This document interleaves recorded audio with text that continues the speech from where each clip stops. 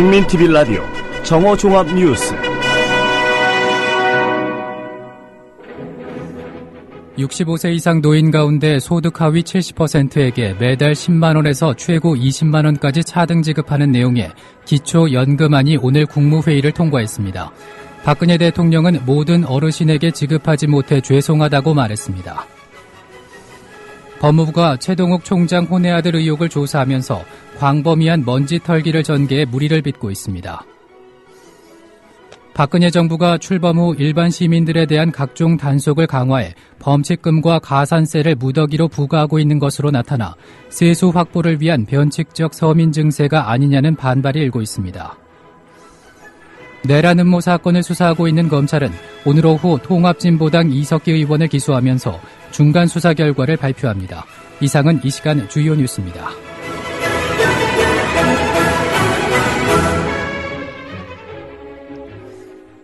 국민TV 라디오 정오뉴스 첫 소식입니다. 65세 이상 노인 가운데 소득 하위 70%에게 매달 10만 원에서 최고 20만 원까지 차등 지급하는 내용의 기초연금안이 오늘 국무회의를 통과했습니다. 박근혜 대통령은 모든 어르신에게 지급하지 못해 죄송하다고 말했습니다. 정부는 오늘 오전 박근혜 대통령 주재로 국무회의를 열어 이 같은 내용을 담은 기초연금 도입안을 심의 의결했습니다. 이 법안이 원안대로 국회를 통과할 경우 내년 7월부터 353만 명은 매달 20만 원씩, 38만 명은 국민연금 가입기간에 따라 10만 원에서 19만 원가량을 받게 됩니다. 정부는 후속 준비 작업을 거쳐 오는 11월까지 관련 법률안을 국회에 제출할 방침이지만 야당이 강력히 반발하고 있어 국회 심의 과정에서 원안대로 통과될지는 미지수입니다. 한편 박근혜 대통령은 오늘 기초연금 대상 축소 논란과 관련해 어르신들 모두에게 지급하지 못하는 결과에 대해 죄송한 마음이다라며 사실상 복지 공약 후퇴에 대해 사과했습니다. 그러면서도 하지만 이것이 결국 공약의 포기는 아니다라며 국민과의 약속인 공약은 지켜야 한다는 저의 신념에는 변함이 없다고 강조했습니다.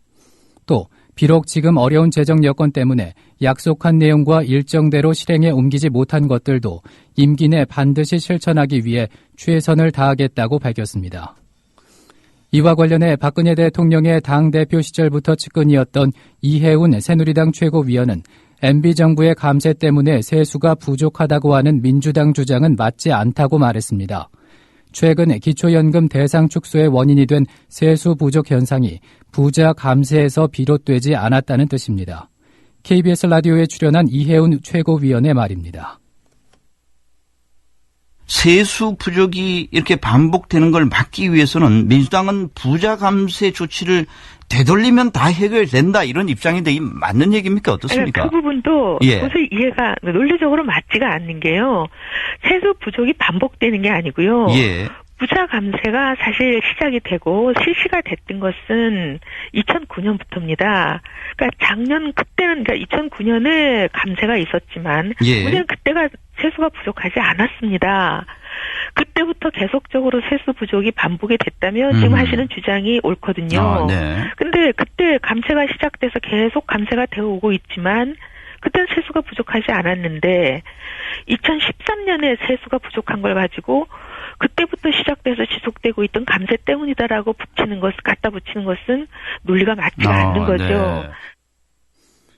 국회 선진화법 제정에 앞장섰던 새누리당 남경필 의원은 국회 선진화법은 유지돼야 하며 자신이 관철하겠다고 밝혔습니다.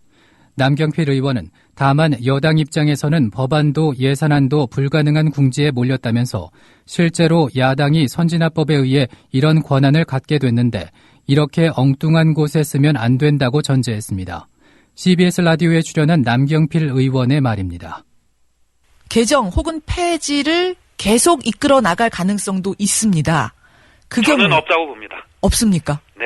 민주당의 목소리는 있을 수 있지만 개개인 의원님들의 이건 소신이거든요. 또 한편으로는 이것 때문에 국회가 상당히 작동이 제대로 안 된다고 믿고 계신 의원님들이 있고요. 그게 또 자신들의 소신일 수가 있고 저는 그런 목소리를 존중합니다만 이게 당 차원에서 야당이 이런 압박과 협박이 없는데도 당 차원에서 계속 진행될 것이라고는 생각하지 않습니다. 그렇게 단정적으로 생각을 하시는군요. 네.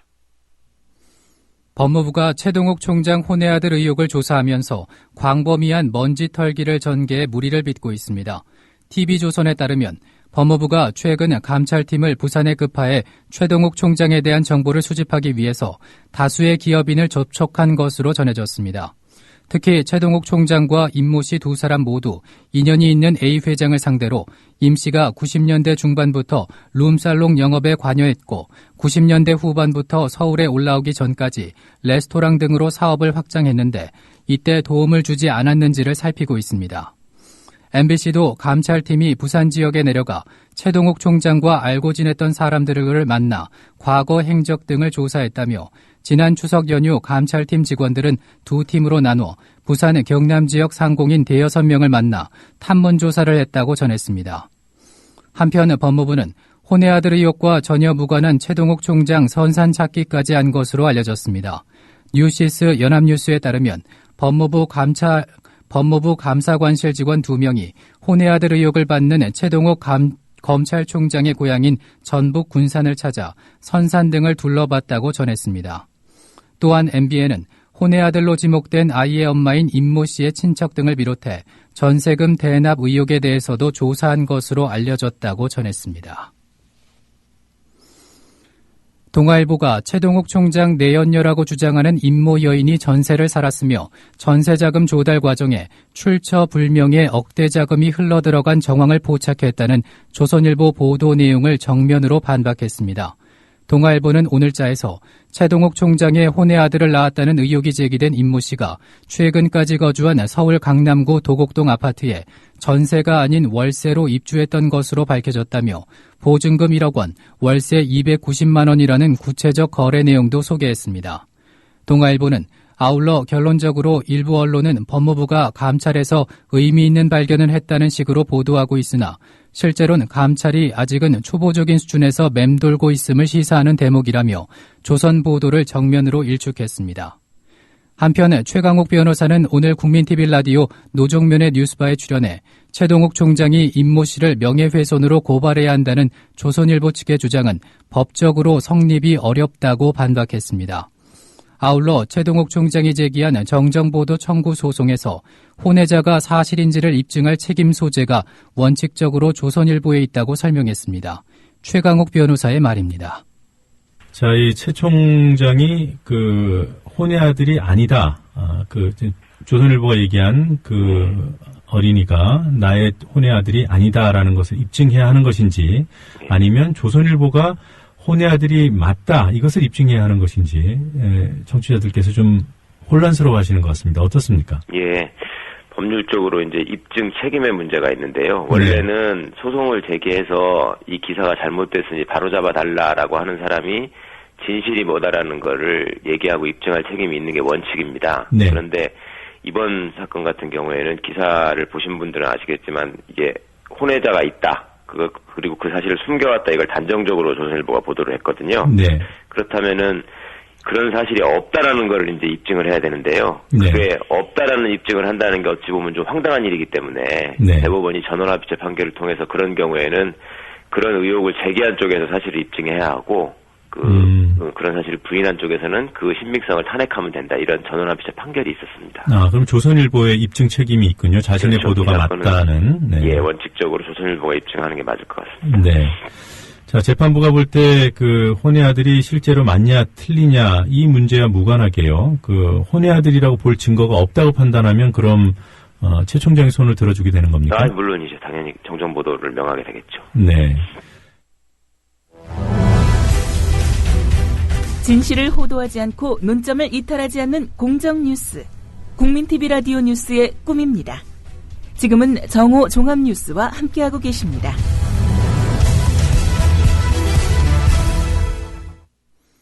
이어서 논평입니다. 오늘은 공약 파기는 무능 아니면 사기다라는 주제로 본방송 조상훈 사무국장의 논평이 있겠습니다. 박근혜 정부가 기초연금 공약에 이어 무상보육 공약마저 져버렸습니다. 정부가 지자체에 대한 영유아 보육 관련 국고기준 보조율을 당초 약속한 20%포인트가 아니라 10%포인트만 올리기로 했기 때문입니다. 여야가 지난해 국회 보건복지위원회에서 합의해 처리한 영유아 보육법 개정안에도 국고 기준 보조율을 20%포인트 이상 올리기로 명시되어 있습니다. 그런데 정부는 영유아 보육법 개정에 반대하고 대통령령인 보조금 관리법 시행령을 바꾸겠다는 겁니다. 박근혜 대통령은 지난해 대선 당시 만 5세까지 국가 무상보육을 공약했습니다. 서울 광화문 유세 때는 자신의 핵심 공약을 반드시 실천하겠다는 의미로 어린아이와 새끼손가락을 거는 장면까지 연출해 보였습니다. 올해 초에도 영유아 보육은 중앙정부가 책임지겠다고 말했습니다. 결국 모든 것이 쇼였단 말입니까? 새끼손가락을 걸었던 그 아이에게는 이제 뭐라고 말할 셈입니까? 과거의 예를 살펴 이번에도 짐작해봅니다. 저는 지난 대선에서 영유아를 가진 부모들로부터 어떤 도움도 받지 않았습니다. 무상보육을 선거에 활용한 적도 없습니다. 5살 이하 아이들은 자라날 방안을 스스로 마련하기 바랍니다. 라고 하지 않을까요? 민주당의 주장처럼 박근혜 대통령은 취임 후 지난 7개월간 갓난아기부터 어르신까지 국민을 속이고 신뢰를 짓밟았습니다. 박근혜 정부는 이딴 복지공약 파기 이후로 재정난을 들고 있습니다. 대선 당시 박근혜 후보가 뭐라고 했는지 기억하실 겁니다. 공약을 발표할 때 재원조달 방안을 함께 검토해서 실현 가능성이 없는 공약은 아예 뺐다고 했습니다. 고작 9개월 만에 공약을 파기할 수준의 재정 악화를 예상하지 못했다면 스스로 무능을 드러내는 겁니다. 재정 악화 탓에 공약을 이행하지 못할 것을 뻔히 알고도 기초연금과 무상보육 공약을 내세워 대통령이 됐다면 야당의 주장처럼 국민을 상대로 사기를 친 것입니다. 공약, 정부 정당, 입후보자 등이 어떤 일에 대하여 국민에게 실행할 것을 약속함. 박근혜 대통령은 공약의 사전적 의미부터 다시 살펴보기 바랍니다. 초등학교 반장 선거에서도 함부로 공약을 말하지는 않습니다. 국민TV 라디오 논평이었습니다. 박근혜 정부가 출범 후 일반 시민들에 대한 각종 단속을 강화해 범칙금과 가산세를 무더기로 부과하고 있는 것으로 나타나 세수 확보를 위한 변칙적 서민 증세가 아니냐는 반발이 일고 있습니다. 경찰은 올해 들어 지난 7월까지 속도 위반과 신호 위반, 음주운전 등 교통법규 위반 행위 701만 4,400여 건을 적발했다고 CBS가 보도했습니다. 이어서 날씨입니다. 오늘은 전국이 대체로 맑은 가운데 동해안은 구름이 많겠습니다. 서울 지역 현재 기온은 19.4도, 습도는 32%입니다. 국민TV 라디오 정오 뉴스를 마칩니다. 정승조였습니다.